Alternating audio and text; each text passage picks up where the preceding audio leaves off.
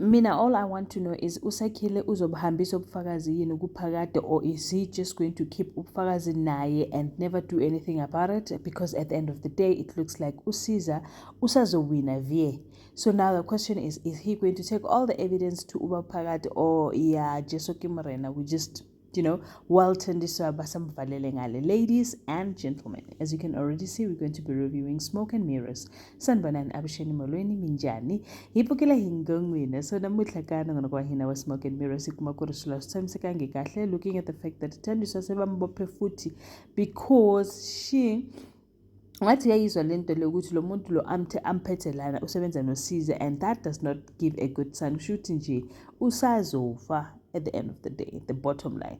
Umamiki decided that she's going to be a teacher. The teacher doesn't even know akasazi isilungu, ufundisa abantu izinto eziphuma eceleni maceda lapho sekacela utshwala kumagolide.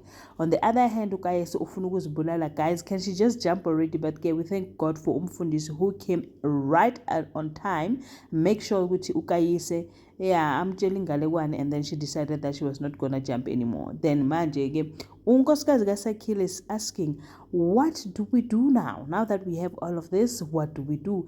And Gwamina self, I do not trust unkosikazi kaKayise kwaSakhile. Angimtrust mina.